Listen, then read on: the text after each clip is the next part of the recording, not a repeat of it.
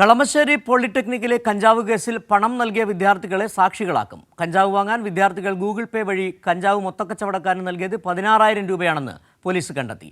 KSU നേതാക്കളായ ഷാലിക്കിനും ആഷിക്കിനും പിടിയിലായ ഉത്തരേന്ത്യക്കാരുമായുള്ള സാമ്പത്തിക ഇടപാടുകളും അന്വേഷണ സംഘം പരിശോധിച്ചു വരികയാണ്. കളമശ്ശേരി പോളിടെക്നിക് കോളേജിലെ കഞ്ചാവ് വിൽപ്പനയിലെ സാമ്പത്തിക ഇടപാടുകളിലേക്ക് പോലീസ് അന്വേഷണം കടന്നു.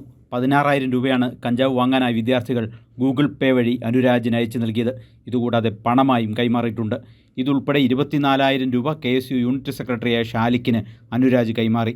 പ്രതികളായ KSU നേതാക്കൾ ഷാലിക്കിനും ആഷിക്കിനും പിടിയിലായ ഉത്തരേന്ത്യക്കാരുമായുള്ള സാമ്പത്തിക ഇടപാടുകളും അന്വേഷണ സംഘം പരിശോധിച്ചു വരികയാണ്. സാമ്പത്തിക ഇടപാടുകളിൽ വ്യക്തത വരുത്തുന്നതിന് പ്രതികളെ കൂടുതൽ ചോദ്യം ചെയ്യും. എന്നാൽ കഞ്ചാവ് വാങ്ങാൻ പണം നൽകിയ വിദ്യാർത്ഥികളെ പ്രതികളാക്കില്ല. ഇവരെ കേസിൽ സാക്ഷികളാക്കുമെന്ന് പോലീസ് പറഞ്ഞു. വിദ്യാർത്ഥികളുടെ രക്ഷിതാക്കളെ വിളിപ്പിച്ച് പോലീസ് വിവരങ്ങൾ കൈമാറിയിട്ടുണ്ട്. ഇവർക്ക് കൗൺസിലിംഗ് നടത്തും. സംഭവത്തിൽ സാങ്കേതിക സർവകലാശാല വിഭാഗവും റിപ്പോർട്ട് സമർപ്പിച്ചു. കോളേജ് ഡയറക്ടറാണ് അന്വേഷണം നടത്തിയത്.